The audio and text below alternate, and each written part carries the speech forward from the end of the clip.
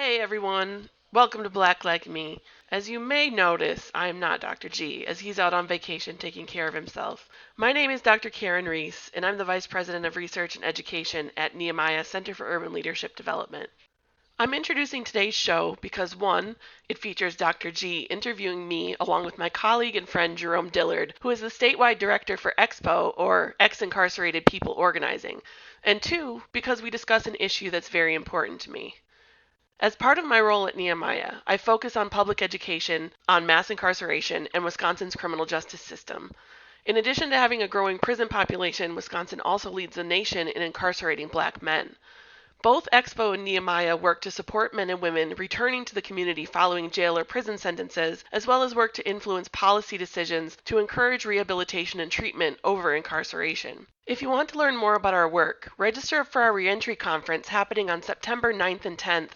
You can register at nehemiah.org. That's NEHEMIAH.org/reentry conference, where you'll hear from a number of experts in the field, those who work in the system and those with lived experience. You'll definitely learn a lot from today's show, and I hope our conversation provokes you to take action in your own state. Enjoy today's episode. Hey, good people. Grits or cream of wheat? Who the hell is racist? Does anyone ever ask if they touch your hair? Whew. Black Like Me. You're listening to Black Like Me with Dr. Alex G., a podcast that invites you to experience the world through the perspective of one black man, one conversation, one story, or even one rant at a time. Here's Dr. G. Black Like Me. Hey, good people. Welcome back to another exciting episode of Black Like Me with Dr. Alex G., and where we're keeping it real and we're talking about Wisconsin, state of emergency. And we're not talking about the coronavirus. We're talking about its treatment of black people. But speaking of the virus, let me just stop for a moment and just say, I really hope that you're all being safe, that you're taking care of yourselves, that you are practicing social distancing as prescribed in your area, maybe even more or better than what's prescribed, that you're washing your hands well, that you're really doing the things that we're being asked to do. We know that in some places in this country, people are not taking the social distancing very seriously. And here's something that we can do for the health and the well-being of others. As a son of an 80-year-old mother with health issues, I appreciate the fact that people are thinking beyond themselves and thinking about others. All right, having said that, we're still talking about life because the coronavirus is just another crisis on top of those that folks like the African-American people in Wisconsin are suffering. So we can't pull our punches and stop talking about those realities, because when this blows over, guess what? The issues of mass incarceration, homelessness, economic disparity, academic disparity will still exist. And if we don't talk about these issues, we won't address them. So when things like this happen, it just makes what's already bad even worse. I have two very exciting guests who are my colleagues. We've worked together for decades and are quite knowledgeable in this area. And so I have with me Jerome Dillard, who is the executive director of Expo, Ex-Incarcerated People Organizing. It's an organization that really helps to push legislation, to challenge lawmakers, to make more equitable laws and decisions around folks who are incarcerated or are soon to be released. And he is known for his work all across this country. I interviewed him when my podcast first began, and it's still one of the most listened to podcasts. And with him, I have Karen Reece, Dr. Karen Reece. She's our Vice of Research and Education for the Nehemiah Center for Urban Leadership Development. She received her PhD from the University of Wisconsin-Madison in physiology, and she's also a part-time adjunct professor for the School of Medicine and Public Policy at the University of Wisconsin-Madison. Dr. Reece, Jerome Dillard, welcome to Black Like Me again. Thanks, good to be here. Hey, I'm really glad to have you both on here. Mr. Dillard, you're muted, I think. Looks like. There we are. Hey, Mr. Dillard, great to have you here too. Thank you. It's good to be back. Hey, you know what? We're trying a way at Black Like Me to keep the podcast going. I'll just say this for those of you who are listening. The quality is still good, but it might sound a little different to you because we're having to use technology, because studios that we have normally used have really limited the access. And so we are taking advantage of technology, and we're crossing our fingers about the internet, that quality that we have at our homes, that we're still bringing you quality programming. But if you hear a little crackling here or there, just know that this is all an effort to just get good information to you. So, so Karen and Jerome, we're here to talk a little bit about Wisconsin's dismal record and reputation for mass incarceration or overly incarcerating. And it's just off the chart statistics about how it incarcerates African Americans on a per capita basis in a way that's more than any other state in the union. I will say that recently I had the former Secretary of Corrections, Ed Wall, on talking about his book, Unethical. And it was a good interview. We talked about his book, but we didn't get as much into the ins and outs of what was wrong with corrections. We talked about a number of other things, budgeting, leadership, Walker, but we didn't really get into the whole fiasco of mass incarceration. So let me just take a moment for my listeners who might not be familiar with you. Mr. Dillard, just if you could just take a minute and just tell me a little bit about your organization and why you're so committed to this work. Oh, well, I feel that I was called to this work, having that lived experience and witnessing what was going on in our criminal justice system in the 80s, during the period of building on the war on drugs. And so I and seeing so many of our young people losing the prime of their lives to correctional institutions, I just felt that I needed to give back to the community. First of all, I was part of the problem back then. And also, I felt that there was a form of genocide being perpetrated on young Black men, particularly. And by who? By the criminal justice system, by the war on drugs. By some presidents. Yes. Well, it started a long time ago, and it escalated really in the 90s, where it took off. Actually, I was in Wisconsin prison at that time, but in the system, I witnessed something that really, really disturbed me, and that was busload after busload after busload of predominantly young Black men coming into those facilities with 30, 40 years for drugs. That was very disturbing to me. So that's how I came about doing this work, because that's something that stuck with me over the years.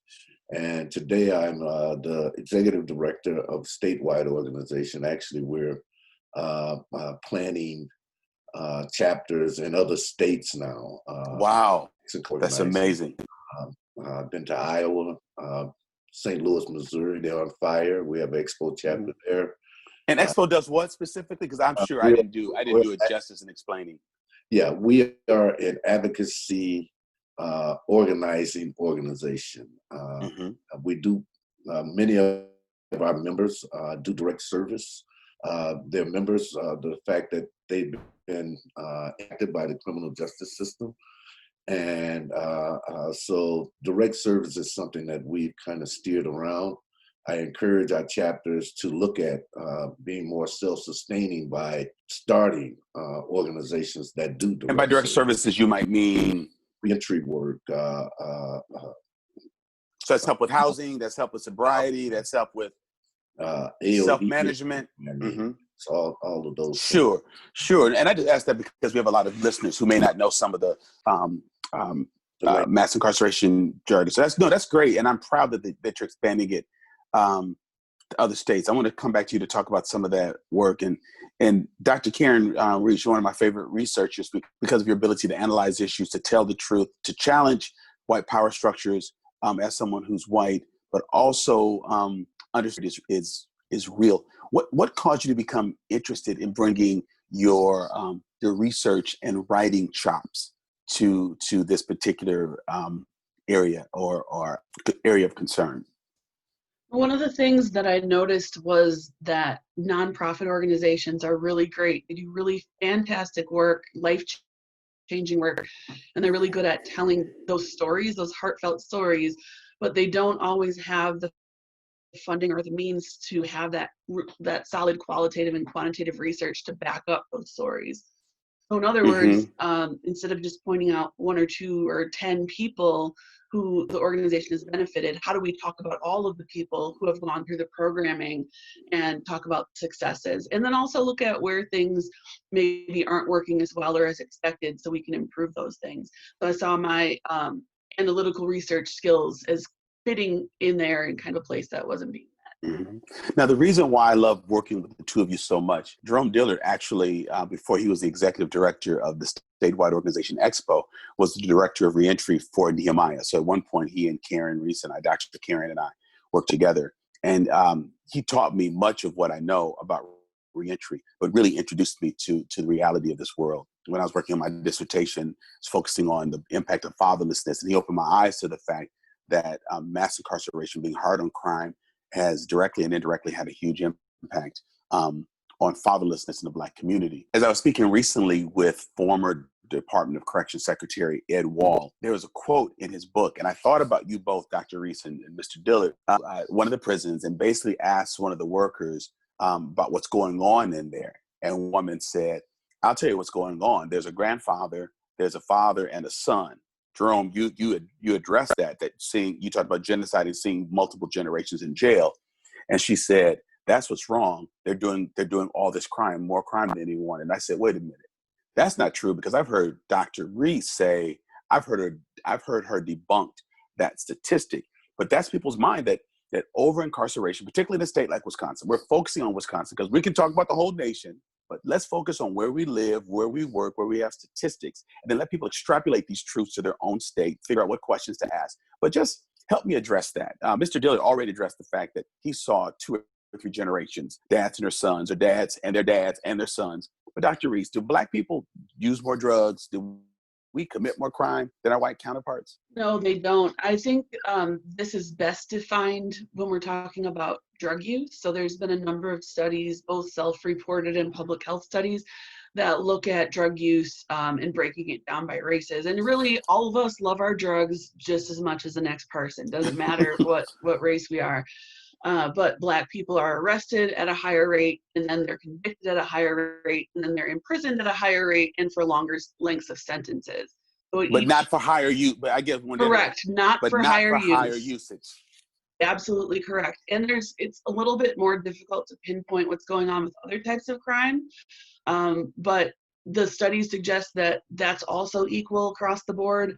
But one theory is that because policing is usually heavier in neighborhoods that have a higher percentage of Black people, if you're doing a crime and the police officer is close by, you're much more likely to get caught or to have that crime being recognized. Whereas if you're in the suburbs, or if you're in a mostly white neighborhood where police aren't there on a daily basis, that crime might go unnoticed or unrecognized. Mm-hmm.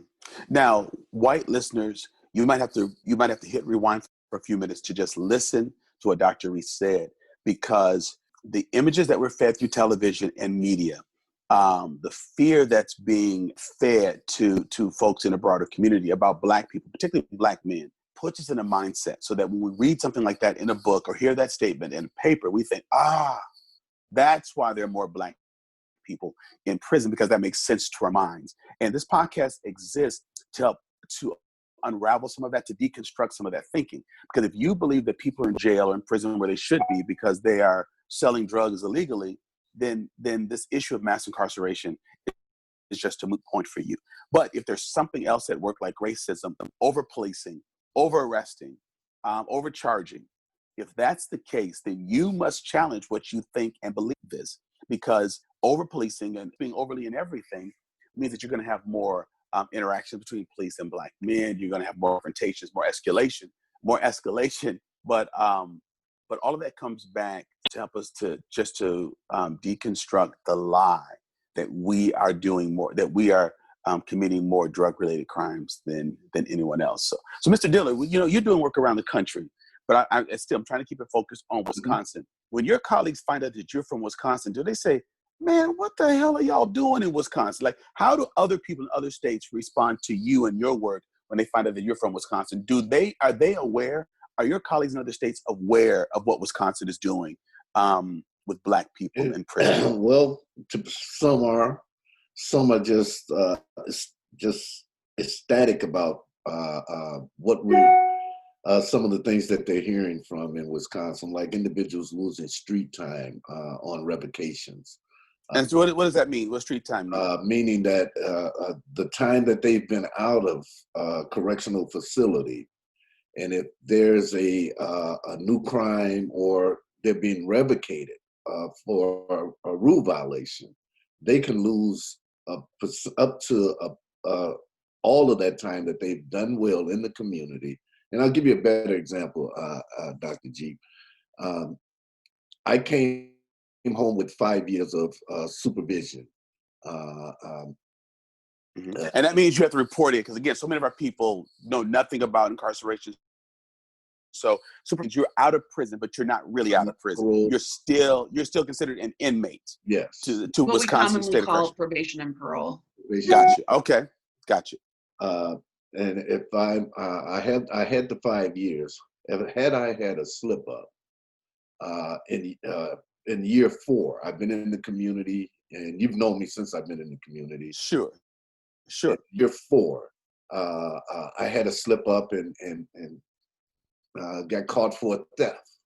Although I did not go back to prison, they will take that 4 years. They can take that whole 4 years or any percentage of that and help and start me all over again. So the 5 years starts all over again. Starts all over again. Yeah. Wow. Yeah. Wow. So, now, is that different than other states? Because I want.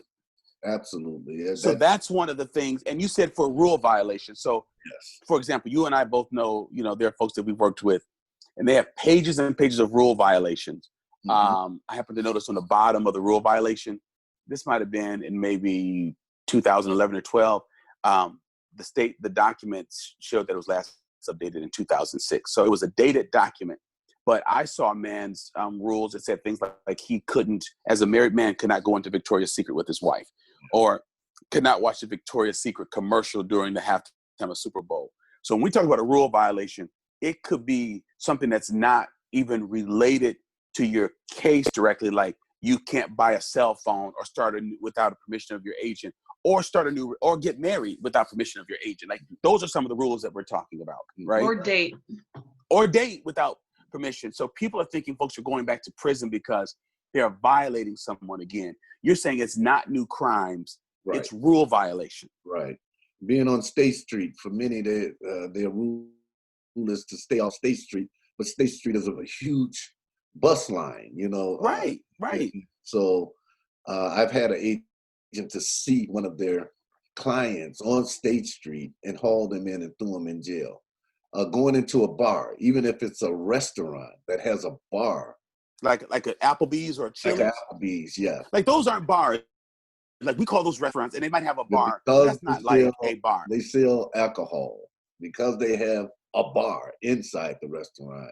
Most everyone's that in their rules that they cannot go into a bar. Now I know a gentleman that had that his background was it was a sexual offense, but he was told that he couldn't have a cell phone when he came out because folks who have sex offenses, maybe predators on the internet. His crime had nothing to do with the internet. Like there's no real rhyme or reason to this. Like they will group someone. So telling someone you can't have a cell phone when that might help them to stay connected to their families or their employers or what have you.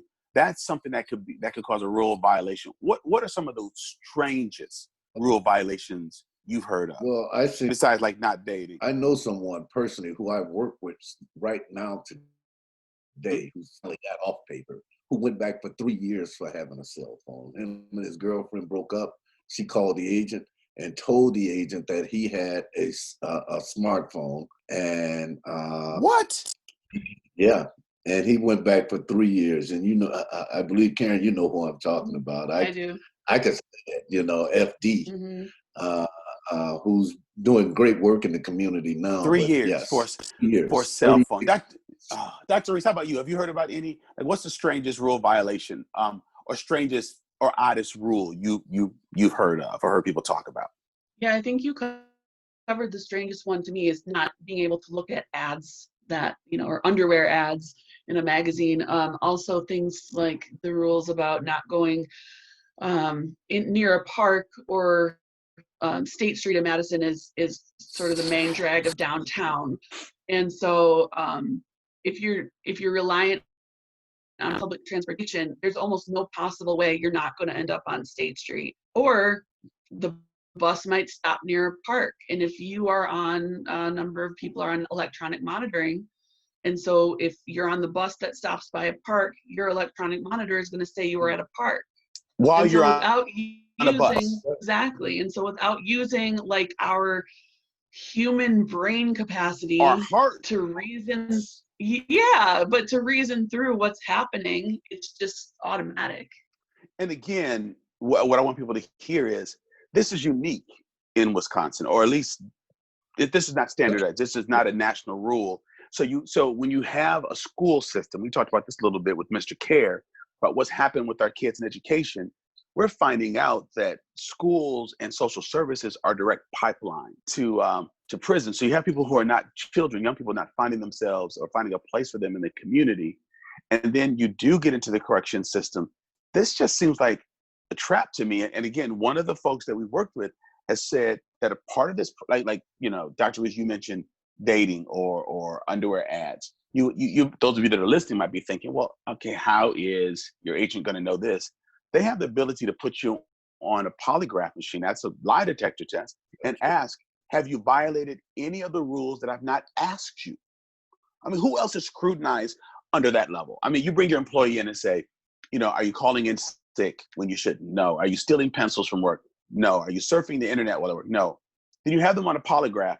Are there any other rules that you violated here at work that I didn't ask you about? I mean, that is so diabolical to do that under the duress of the pressure of being on a polygraph, and you have to pay for that test anyway. I think it has like what, a $300 price tag? Something dollars, yes. Well, especially because polygraphs aren't admissible in court. They've been debunked over and over again. And so to use them in a way that can put someone back into prison with no due process is just ridiculous. Wait, let me get this straight. So polygraph, this cannot be admitted in court, but it can be the basis upon which a man or woman is sent back to prison for X amount of years. Right. Yep. That's right.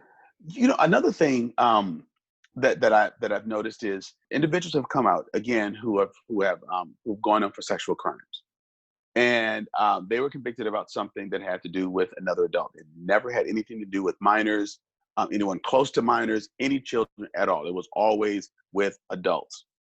They're told many times that they can't go to places where there are children. So I'm a pastor of a church. So when someone tells me person X can't come to church because they're a sex offender, I freak out because I don't want someone around who might help hurt children. Mm-hmm. But they can work at McDonald's. They can work at a mall. They can work where there are plenty of adult women. That's not outlawed, but they can't be around children. And places like church is one of the few places where, let's just say, an African-American man comes out of prison and wants to be around other dads with their children and families, where you can go to experience that, and to put that barrier to prohibit meaningful socialization, I just think is cruel and unusual. Why send that kind of fear out to community activists to want to turn our hearts away from people who need us the most by making us think that they perpetrated crimes against children, to tell us because they are a sex offender, they are not allowed to come to church unless they have a sponsor, and their crime had nothing to do with church, but they can go to a park or the mall or amusement park or a movie where there are a plethora of women. How does Wisconsin get away with doing that? Well, it's control. And one thing with Wisconsin, okay, probation. Talk about it. Probation and parole agents have so much power, and they don't need a search warrant to come in and do all your belongings. An agent can just do that. The agents can do that. And that's not true in every state. That's not just no. Got you. Keep going. I didn't mean to interrupt. The strangest violation. There's one I have in mind, and I'll bring that up later. But sure, it's about power and control. Period. And it's chronic stress to be on paper. Mm-hmm. That's a health thing. It really is. Wow. It is chronic stress. because any day now you can be taken off the streets for any little thing. If you get a traffic ticket, I know someone who violated, who spent 4 weeks in jail because they didn't report that they got a traffic ticket. That's insane. And I think that's crazy. What stands out to me is Meek Mills. What happened to Meek Mills happens all over the country. He went back doing a wheelie on a bike. A wheelie? Yeah, doing a wheelie on a bike, and that gained national attention. And he's a real advocate for criminal justice reform, because the owner of the 76ers and other high-profile actors and singers came out in rage about him being locked up for that wheelie on the bike, and that's a prime example of some of the things that you can go back to prison for. His was in Philadelphia, but Pennsylvania also was a state that did business like Wisconsin. They're straying away from that. Michigan used to do community corrections exactly like Wisconsin. They moved away. They got away about 5 years ago, and they're closing prisons now because they're not locking up. Michigan is closing prisons. Michigan is closing prisons now. Fact. And it's because what? Because they're not locking people up as long. Because people are serving their sentences. Because there's more community-based resources.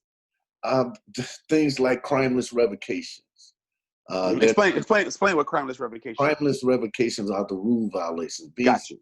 Prison, for minor rule violations or minor offenses, disorderly conducts, or sure, buying a cell phone. Yeah. So wait, let me ask you, Mr. Dillard. So you're saying that the very things that we practice in Wisconsin, like these extra rule violations, like buying a cell phone, dating without getting permission, other states like Michigan, who have gotten rid of that foolishness, are moving towards closing prisons. So are you then telling me that Wisconsin's prisons are full in part because of rule violations? Is that where prison growth is coming from?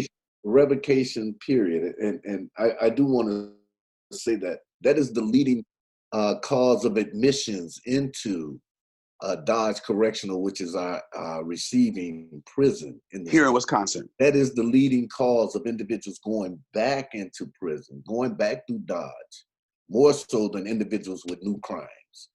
So if someone goes to prison because they robbed someone, the likelihood of going back to prison because you bought a cell phone or one of the silly reasons is greater than because you robbed another person. That revocation. Dr. Reece, you wanted to weigh in on that too? This is fascinating. Yeah, to put it in perspective, so if we have maybe 5,000 people entering Wisconsin prisons each year, only about a third of those are going in on a sentence only because they committed a crime, they got sentenced, they're going to prison. A third of those. Everyone else is going in on some form of revocation, and this can be anywhere from 40 to 50% of the people entering prisons each year are going in only on revocation. They haven't had due process, they haven't gone through the courts, they haven't been convicted of a new crime, but they're entering prisons. So in states that Mr. Dillard was talking about, where they've made these reforms where they're not revoking people and sending them to prison as often, that's a huge impact on our prison population every year. And if we cut down on that, then we can close prisons. I mean, it's really easy math. I mean, and we want to close prisons, right? I mean, if we're closing prisons because of less crime, that's a good thing. Don't we want to think that something works? I mean, wouldn't we love to close hospitals? Might be a bad analogy right now, but wouldn't we love the fact that we're moving to a place of greater health, that we need fewer hospitals and clinics, maybe more health clubs and preventative things? And so states that are not seeing the same level of revocations are closing prisons. So then let me ask you both this question. I got several questions for you all because you're such a good combination. Let's say though, that's the only reform that they've taken on that helped them close prisons. But that is one. Got you. It's one. I appreciate that. Why is it? And you and I and Dr. Reece have been in meetings with many of the past secretaries of correction. why do the secretaries, undersecretaries, deputy secretaries, and their staff talk about recidivism going down? Why? Who's misreading these numbers? And I'm going to ask you this, Dr. Reece, because you're a researcher. I've been in enough meetings with you all where people have looked at us and they've said, revocations, prison stuff is going down. This number's getting smaller. I believe Mr. Wall said something to that same effect in the interview recently. Who's lying? Who's misinformed? Well, this is a really interesting story. One of my favorite ones to tell. Recidivism is a measure that's used nationally that says that looks at the first 3 years after a person is released from prison. Okay. If they commit a crime and go back, or if they go back to prison, or commit a new crime and go back to prison, that's called recidivism. All right. The entire nation defines it that way. The Department of Justice defines it that way. So this includes new crimes. This includes vacations. Wisconsin Department of Corrections in 2011 very quietly redefined how we define recidivism. So they separated out recidivism, which they are defining as committing new crimes and going to prison, from what they call reincarceration, which is going back on the revocation or the rule violation. And so people like in Expo will talk about crimeless revocations, and the Department of Corrections doesn't really like that because it suggests people didn't do anything. But the Department of Corrections itself defined reincarceration as not having committed a new crime. So they redefined the term to give the numbers that they wanted to see. That's dirty. Yeah, it is. Hey, this is Eli Steenlich, the engineer and editor of the Black Like Me podcast, and I just wanted to take a moment to tell you about Patreon, our service that lets you support the show, and we know that you all love the show and listen every week, and so if you want to keep supporting what we do, make sure you go to patreon.com/blacklikeme. It's never been easier to give to the show and support it. We have a new $2 level, which is cheaper than a cup of coffee. So go ahead and go over to the website, patreon.com/blacklikeme, and make sure you keep the content coming. And we've already started to do some new things that we're excited about because of the Patreon supporters that we have. So we're going to take you back to the show and back to Dr. G. But thanks for listening.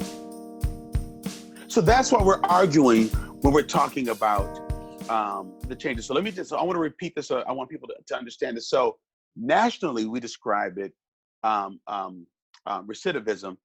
It's a rate at which people create new crimes and go back to jail. So it's not just creating crimes. Is it the rate at which people re-enter the system or go back to personally, Dr. Reece? Go back to prison. Got you. So it's not just going to court and then having it thrown out. It asked Wisconsin in 2011, you're saying, change the rules so that they have extrapolated out recidivism that's due to rule violation, and they have limited it to just looking at who's new crimes. No, new convictions. New convictions. Mm-hmm. They count only those who go back in with new convictions. That leaves out a whole lot who individuals who go back in, although they were charged. The DA found no merit for the charges, dropped the charges, but you're still sent back to prison because you were charged. Wow. No. Wrong on that, Karen. You know this. This has been going on for decades in this state. And the Wisconsin people don't know. We're just reading the headlines, just thinking, get them off the streets. Get them off the streets. These people they're dangerous. They're using drugs. Get them off the streets.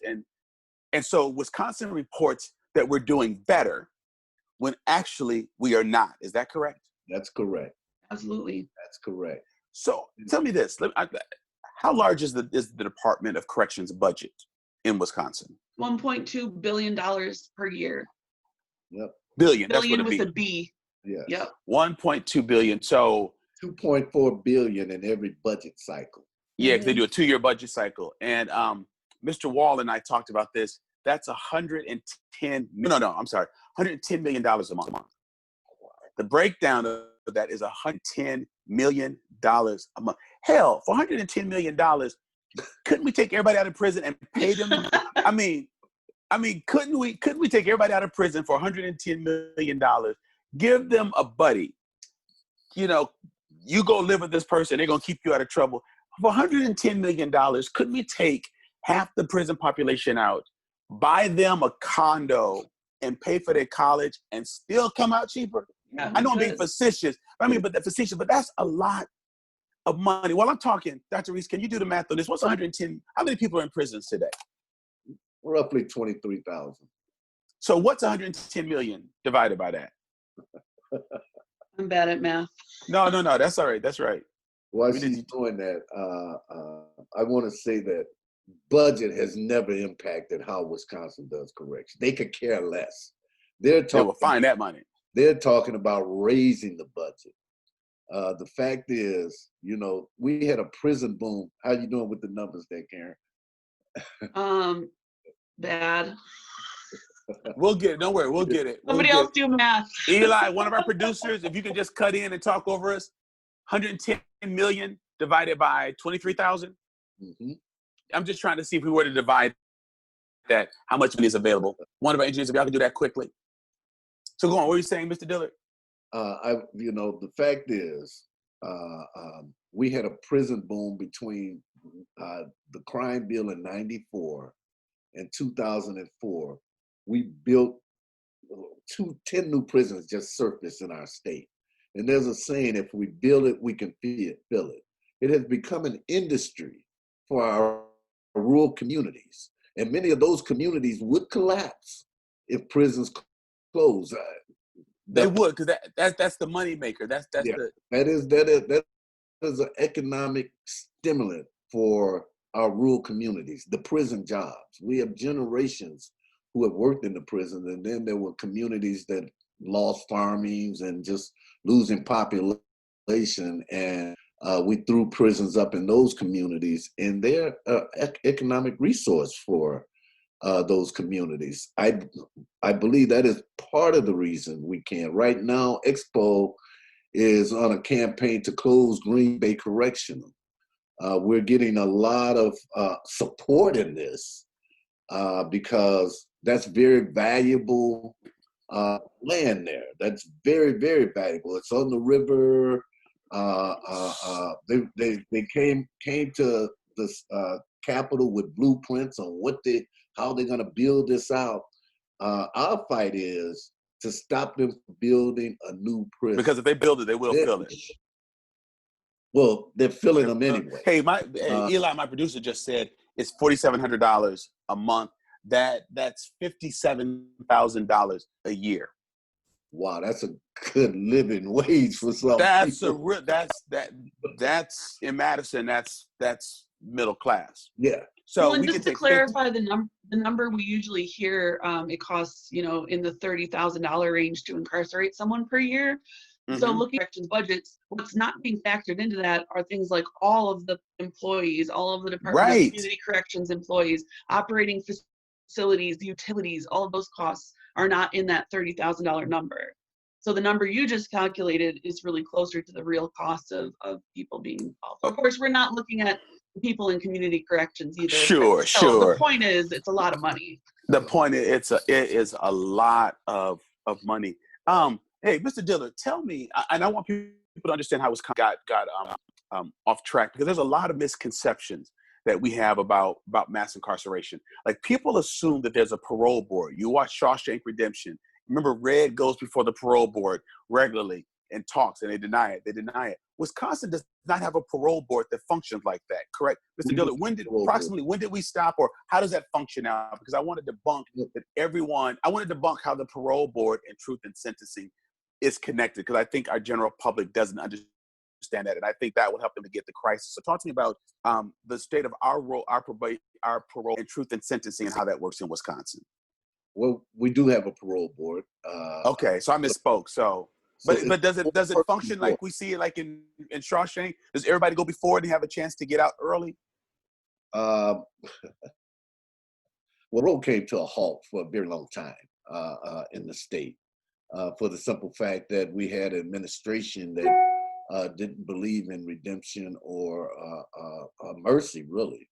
Okay. And so The parole board, that's another big issue in our state. Okay. So I misspoke. We do have a parole board. We just have a new parole commissioner, a great brother. Who our legislators will not confirm. So his job is not considered. So what I'm asking is, it's a new development that we're getting? No. So it's been reinstated. We've always had parole. We have always had a parole commissioner. The commissioner is appointed by the governor. That's the person that the parole commissioner answers to, although his office is in DOC headquarters here in Madison. That's Department of Corrections. Yes. But it's always been there. And this is part of the backlog in our prison, system, why our numbers aren't going down, because many of them have been there for 20 years now. 20 years.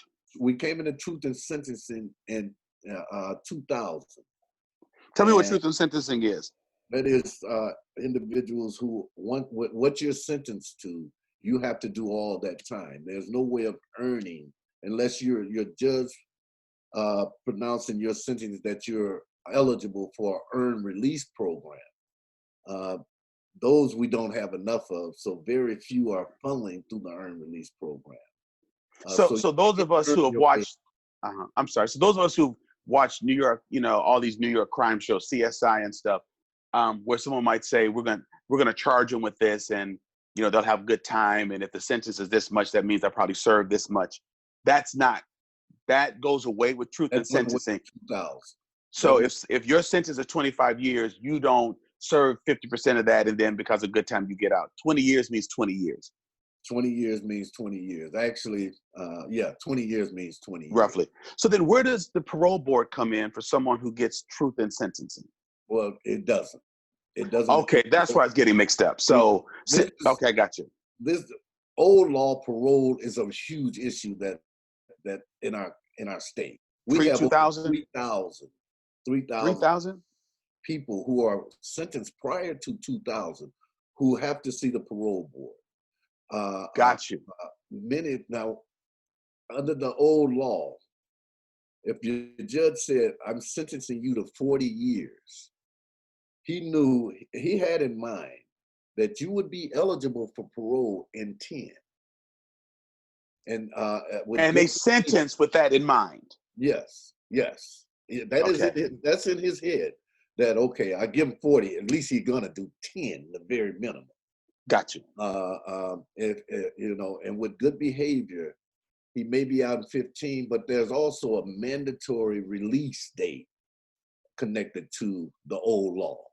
Mandatory. 3/4. Yeah, they have to let you go at 3/4 of that sentence. So that'd be at 30 years. If you had a 40-year sentence. And if he's not adjusting and acting out inside, they don't have to parole him. Or if a parole commissioner, not the parole commissioner, but he has 4 people who hear these people's cases. If they don't like you, then they can continue to defer you.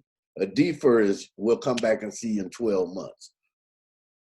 We'll come back in 4 months to have another hearing. So parole do exist in Wisconsin. The problem is we're just starting to parole people under this new administration. Under the past administration, nobody got parole because that was the order of the governor. That was the order of Walker that let nobody out. And I'm gonna let you chime in, Karen. I'm sorry. No, that's okay. I was just going to point out that a lot of the people, those 3,000 people who are parole eligible, many people are working 40 plus hours a week in the community with minimal supervision. Yep. So they've already progressed in their incarceration where they're minimum security, they have work release, they're in the community, but no one will release them from prison. Which means that if they get a rule violation, if they get a traffic, I'm sorry, what are you saying? Not actually, they're in what we call correctional centers. They are not in they go out in the community and work every day. There's no fence around them. And yesterday, I'm talking to someone right now who has $60,000 in his account from working out at Thompson. And they would Thompson's not a release prison. him. Yes, they would not release him because the parole commissioner who handles that facility told him, I will never let you out as long as I'm in this position. He's been out there for 6 years, going in the community, working every day. He's emailing me 2 or 3 times a day. But can't be released. A brilliant man. I'm telling you, a brilliant person. He has all this money. He has no program needs, but this one parole commissioner will not release him. She gave him a 12-month defer. Back in 2 months ago, we were celebrating because I just knew he was coming home. I just knew that Mr. Boone was coming home. That breaks my heart. He gave him another 12-month defer. He has all this money. And did you know that you pay rent when you go out and work from one of those prisons? We call it work release, right? Like work release place. You're earning community salary. He's earning about $19 an hour. Has been for the last 5 years. He pays rent to the Department of Corrections. The Department of Corrections takes $700 a month for rent from these individuals. But wait, they got a $1.2 billion budget. What do they need rent for? Where did that money go? That's my question. And if he is on an ankle bracelet, is he not paying for that too? Well, they're not on ankle bracelets. Wait, no, I mean in general, people on ankle bracelets. Yep, we pay for they're those. They're paying like $200-something a month. Yeah, and then Badger State Industry. You've been down there. You see what they sell down there. So this is where incarcerated folks are making hoodies, sweatshirts, and furniture, and the Department of Corrections is selling it to the community like a thrift store. They actually have told me, Reverend G, don't buy furniture from one of these expensive places. Don't go to Rubens and buy furniture. Come and buy the furniture for your church from us. So they're trying to get me to spend my money with them in pimping folks who are in prison. We used to think it was just license plates. They're making furniture, ergonomically designed furniture. You all tell me just a couple other questions because this is so fascinating. I need to have y'all back at least quarterly. What's the role of mental health issues? Because and untreated mental health issues. Because around election time, folks are talking about being hard on crime. I'm starting to hear this now, even in state election. She let this person go. She let this person walk. They're stoking the fears of people. Again, like Black people are just criminal and they're walking around raping white women and eating white babies and just burning up buildings and stuff like that. It's incredible to me that with all the atrocities that white people have created and heaped on the world, they can recreate a picture how we are savage. And our communities are still living through the greed and the power grabbing of many of those individuals. But talk to me about mental health issues, because we just talked about, we talk about drug issues. We've talked enough to know that most of the people going to prisons are not going for violent crimes. But to what degree do mental health issues factor into people's arrest or incarceration? And how is mental health impacted while you're in prisons? I mean, do you come out, worse because you've been confined? Talking about the role that mental health plays in going into prison and how it's jacked up as you come out of prison or because of prison. It's a huge impact, and honestly, something that we don't know enough about for the people who are in our correctional facilities. So we know that about 1/3 of men have some form of mental illness in our prisons, and over 80% of women in our prisons have a mental illness. Now, 80. that's only calculated based on who's on psychotropic medication. Right. So they don't actually diagnose people usually. Some people do, but they're in general not diagnosing people in prison. If you're taking a psychotropic medication, then you're counted in that percentage of having mental illness. But if you're not. Right. And so we know, just from community statistics and anecdotally, that mental illness plays a very big role. And when we say mental illness, we're not just talking about things like schizophrenia or extreme bipolar disorder. We're also talking about major depression. We're talking about anxiety disorders that make it difficult for people to function on a day-to-day basis. A lot of times that'll lead them into situations, or it's just collateral consequence from living in a high poverty area with a lot of trauma. But certainly when they're in prison, there is almost no counseling. There's almost no programming. If mental illness or substance use is what caused them to be in prison, or was like a leading factor in what sent them to prison, they're sitting there for years, not ever actually addressing that root cause of why they're in prison. And so not only do they not get treatment for the original problem, but then because they're not treated, then that mental illness is exacerbated and made much, much worse. So by the time they're released, they haven't developed any kinds of coping skills or any kind of way to deal with that illness that they've had.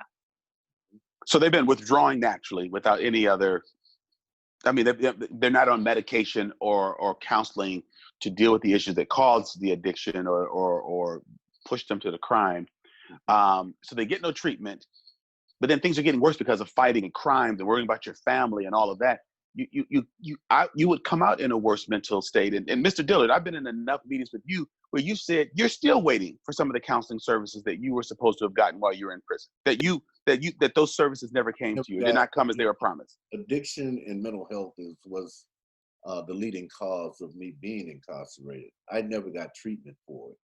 But I mean, you saw friends shot. You talked about being in high school. The trauma, if the trauma you experienced growing up happened in a white community where there was a shooting or someone's friend was shot right in front of them, they would have all kinds of counselors flying in from all over the city to treat them.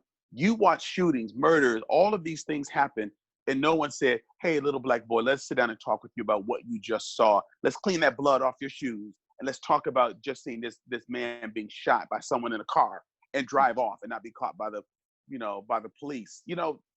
So no treatment of that stuff. Yeah, and it's not unusual. I had an opportunity of working, and this is something unique about Wisconsin prison system. The Department of Health Services has a prison, runs a prison.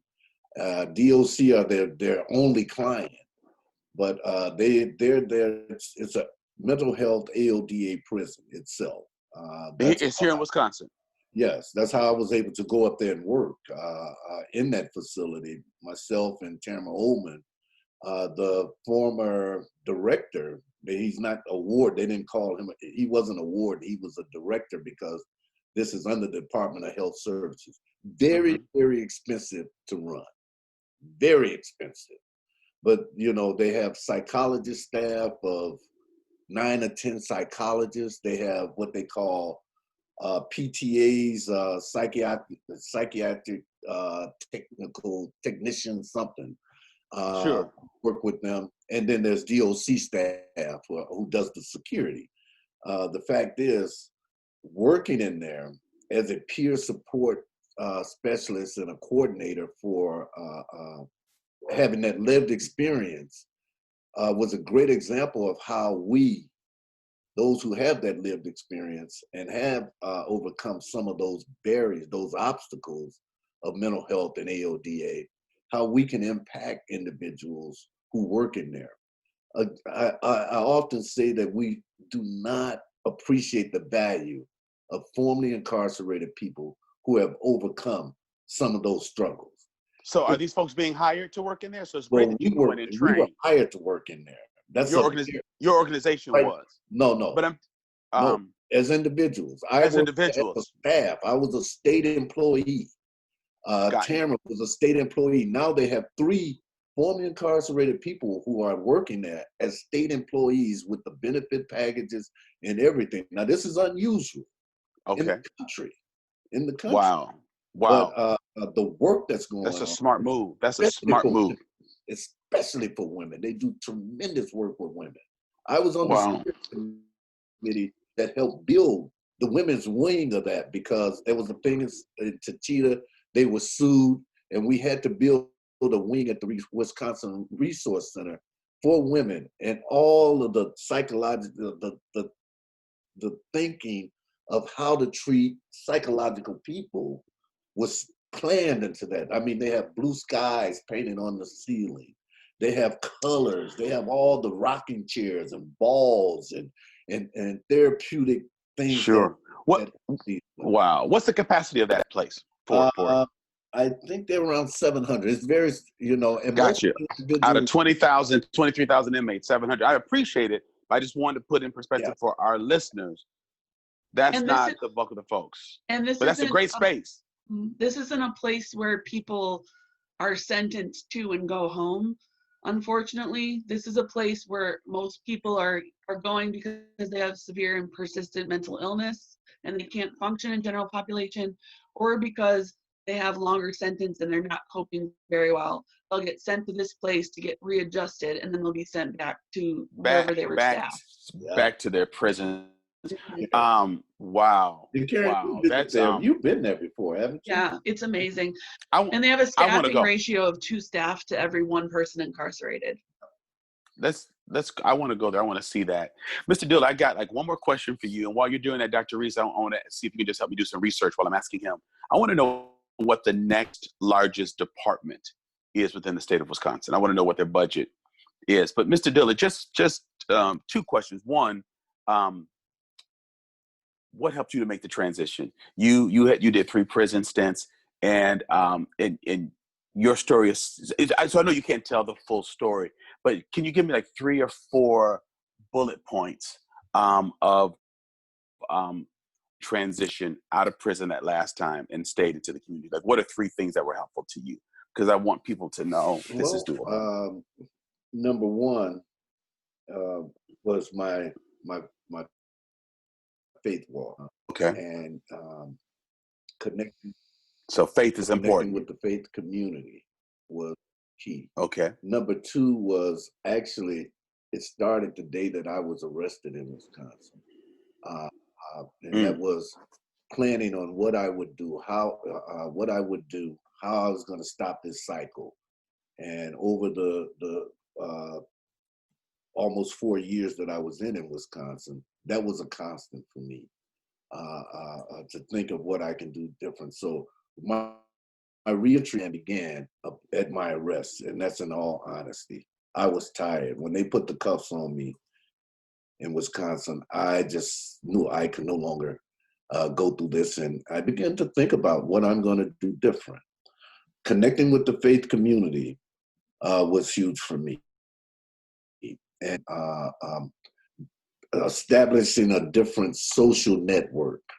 One thing I identified while being in is that most of my peers were antisocial people. And I had to, the only way I could break that was being around, socialize with individuals within that faith community to find some normalcy. And that was them mentoring me, not even knowing that I'm watching their walk and being a part of that community. And 3rd was, I think, just knowing that I owe an atonement to the community that I reaped havoc in. Wow, sure. And just approaching that, it wasn't about me any longer. It was bigger than me. It was about my community and our youth. That, I couldn't do anything that would shame myself, the faith community, or our youth. In the work that I started. No, and you've kept that promise though. You've done that many, many times over. Wow, Dr. Reece, what's that number? Well, if we're looking at general like purpose, just revenue, general purpose revenue programs, corrections is actually 3rd in Governor Evers' budget with the 1.2 billion. Above that are medical assistance and related programs at 3 billion, and then general and categorical school aids, which is 7 billion. But then you have to put that in perspective and think about the number of people that those areas are serving. So medical assistance and school aids are serving the entire state population, much bigger population than just the 60,000 people we have in our state who are incarcerated or serving community supervision. Wow. Is that budget DHS? I'm just looking at the general revenue programs. Sure.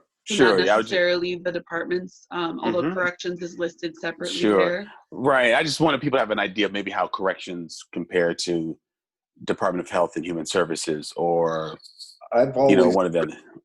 I've always heard that corrections was poor compared to DHS. But then, I mean, you have to think about what does that actually mean. And if you're just looking at the number, maybe you could make that argument. But if you're taking into consideration all of what are these departments tasked with? What are they responsible for? Sure. The Department of Health Services that's a number of different areas, whereas the Department of Corrections is specifically operating in security, incarceration, and community supervision. It's not doing mental health services. It's not doing homeless prevention. It's not doing, medical assistance. It's not doing any of that. The Department of Health Services is responsible for those things. And I was in everyone. a meeting. If everyone, I was in a meeting with one of the recent secretaries, and we met with a number of them. But they said it is not true that corrections is making money. Now they've got a $1.2 billion. They said everyone is saying that we're making money on prisoners. This department does not make money. Is that true? Well, let me put it this way. Well, they're creating jobs. What I mean is, I think they were working. I think this was. We were talking semantics, because if you're creating jobs, and Mr. Dillard said these prisons were put in rural areas. If you're creating jobs, that is making money. So I think that they were talking like they thought they were in a room full of dumb people. I know when I had Mr. Wall on, I said, what's up with diversity within prisons? Like, what was your take on that? When you surveyed the department, was that not blaring to you? And he said, well, when you build some of these way up north, like name one of the real northern prisons. Stanley. Stanley. Okay. Like where is that? What county? County? I don't know. It's in Stanley, Wisconsin. It's about 3.5 hours north of Madison. Yeah. Okay. It's in the Chippewa Valley area. So it's way up there. So when you're building up there, you know that there aren't Black people that are living in that area to work, but you know that you're bringing Black people to prisons up there. So again, it felt somewhat like people are giving us double talk. When you build prisons way up north, you know that Black people are not going to move way up north to get jobs there. And I remember asking one of the former secretaries, Jerome, who was the secretary before Wall? Hamlin. No, it was Litcher, actually. I don't think. No, when Gary Hamlin was a secretary, I asked him for the requirements for being hired as a warden, because I wanted to know the diversity of his staff. To be a warden, to make $50,000, $60,000, $70,000 up to $80,000, the requirement is only. They're all those positions are 100,000. Yeah, and you only need a high school equivalency. So you can't find Black people with high school equivalency to take jobs in the Department of Corrections. So we have all these Black people. Most of these prisons are not being built in Milwaukee, although a great number of the folks in prisons come from that area. So you're putting them in places in rural communities where it is an economic development engine. We just have to call it for what it is. So you create these kinds of jobs, that kind of budget. It's not. I'm not saying they're creating a budget and they're paying dividends, to investors, but they are creating jobs so that people can put that money back in their all-white communities by surveying Black people in prison. So I just wanted to let people know that corrections is economic development generating center. It is creating jobs, thousands and thousands of jobs for people. And my last question, you all, I see we've been going for a good while. What's going to happen in Wisconsin if this doesn't change? If we just keep incarcerating, having the old sentencing rules, what's going to happen? I mean, economically, we can't keep affording this. We're taking more and more people off our streets. Isn't this creating more crime? Because like 90% of people in prison, I heard, are coming out. These people are not doing life. This is not just mercy. These folks are not doing life. So what are we really doing for ourselves in the long run by mistreating people now in prisons? I'll let you both answer that and then we'll sign off. Yeah, I mean, aside from breaking our budget, and we're already in another budget crisis, our prison population is rising again in Wisconsin. And, like Jerome said, we're at the point where we're thinking about, do we need to build another prison? Hopefully we make reforms so we don't do that. But it's 2 more prisons to accommodate it. It's breaking us economically. But then when we look at communities, The more and more people's lives that we disrupt through incarceration without addressing the root cause of why that person was incarcerated, we just keep perpetuating the problem.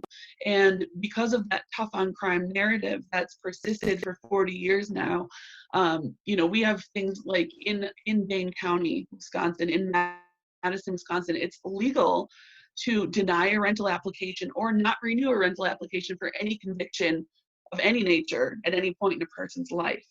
So people can't get housing, they can't get jobs, and they're forced into lives of poverty, which then their children are being affected by that, their family members are being affected by that.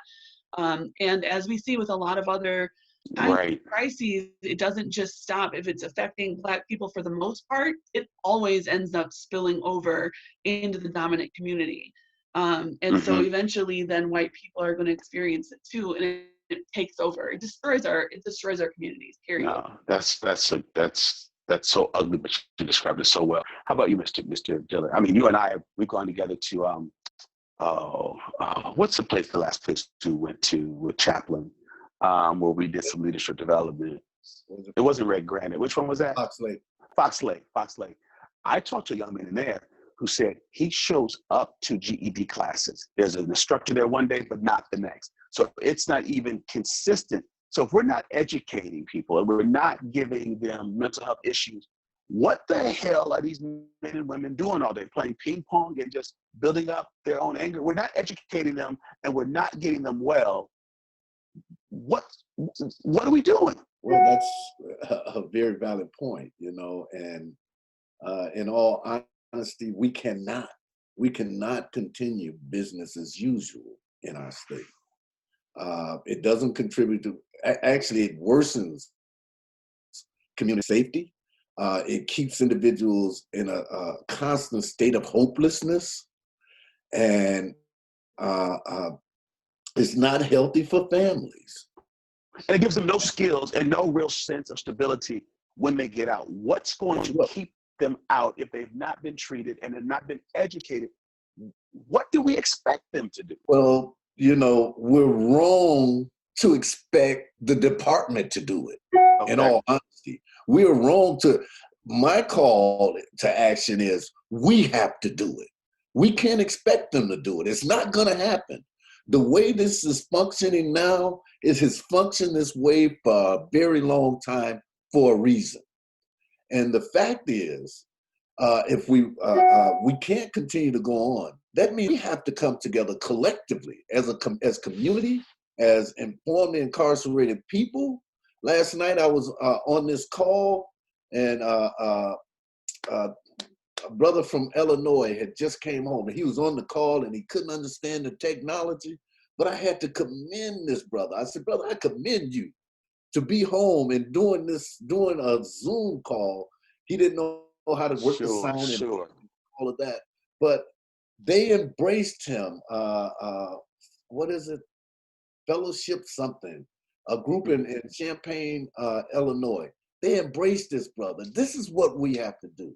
I'm seeing people coming home after 25, 30 years now that we have a parole commissioner who is starting to release people in Wisconsin after 30 years. Ramaya Whiteside, one of my leaders who in Milwaukee, who I hired him straight out of prison. Brilliant. So you're saying we have to help them outside. You're not saying inside. You're saying outside. Inside, we have no control over that.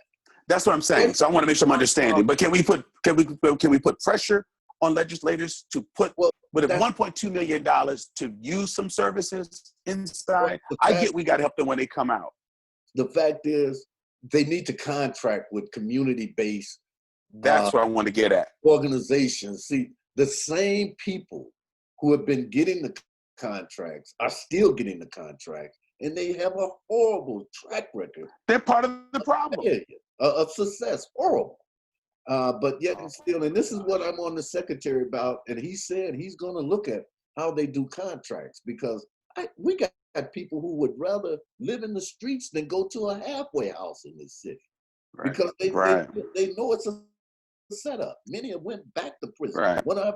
And with all due respect, the secretary needs to get on that quickly and not get around to it, because when you have a department with the kind of reputation that the Department of Corrections has in Wisconsin, you dump the whole crayon box upside down, get all the crayons out and begin to reorganize. So with all due respect, he's got to look at that very quickly, because we can't afford economically or emotionally to keep doing this to people. I didn't mean to cut you off, but I'm just thinking this is just a lot of power in people's hands. Favoritism. Yes. We have to get away from the favoritism.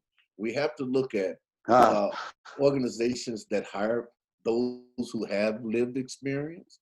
We have to look at organizations that are of and by people of color. Oftentimes they may hire one of us or two of us, but at the leadership, they don't look like us. No, you're absolutely right, and that's we need to evaluate. Yes. We need to evaluate. Community organizations that are contracted are held to pretty specific reporting standards. They need to report that they've had success, that they've done what they said they do. Exactly. We don't do any of that kind of evaluation or reflection on any of our biggest state budgeted departments. And so we're putting laws in place, Department of Corrections is putting policy and programming, and they're never going back and looking to see, is this working or not? We have all kinds of evidence that it's not working. We know what could work. Those processes aren't in place in those departments. We just keep hammering needlessly. You're needless. Listen, you all, you've been great guests. My guests have been Mr. Jerome Dillard, Executive Director of Expo, and Dr. Karen Reece, who is an adjunct faculty member. She's also Vice President of Education and Research at Nehemiah Center for Urban Leadership Development. I got that twisted. She is the Vice President of Research and Education at the Nehemiah Center for Urban Leadership Development Center. And thank you all for your expertise. Thank you for your passion. Thank you for your work. Thank you for telling the truth. And thank you for helping me bring this very important message about the profitability of the correction system, the pipeline that exists, not only to get to it, but how people are coming back to it through recidivism, how the Wisconsin system is unique from others in the state, how other states are closing prisons and we're looking at building one. And all of these pieces contribute to making Wisconsin one of the worst places in the country, if not the world, for African-American people to live. So I want to have you all back on another time just to talk about more of this information, because these are things that people really don't know about, and you help to just pull the wool off a lot of people's eyes. So thank you so much. Hey, for our Black Like Me podcast listeners, thank you so much for staying with us. We're hoping that not only is this a place of great information and insight, we hope that that it can help you to have a bit of a distraction, reprieve from some of the negative things that are happening around the world. We need to pay attention to it, but when you need a reprieve, we're glad that we are here. But listen, don't just listen and let your minds and your ears be tantalized. Lean into this information. Let it change you. So listen, lean in, learn, become changed. Share it with people. You know, folks, we either have people who are part of prison system or there or somehow connected in social services. Share this information, repost it, retweet it on your social media, and subscribe, because we're still creating great content every week. And as always, we would love for you to click below and go to our Patreon page, because we're wanting to think of even better and broader ways to bring Black Like Me to you. We have found out that this is a great resource for many people, and we want to make sure that we are as relevant and present and available as we really can be. So thank you so much for being a part of Black Like Me. Take this information, go make your communities better. Thank you. Ooh, Black Like Me, yeah. I want to thank Corey Saffold for creating the music for this podcast, my podcast manager, Tyler Nyland, engineer and editor, Eli Steenlich, my editor, Jeremy Holliday, and a special thank you to WORT Studios, where we record Black Like Me. Ooh, Black Like Me. Thank you for listening to today's podcast. You can find out more about Dr. Alex G's amazing work at www.alexg.com. Black Like Me is sponsored by the generosity of the Human Family Unity Foundation.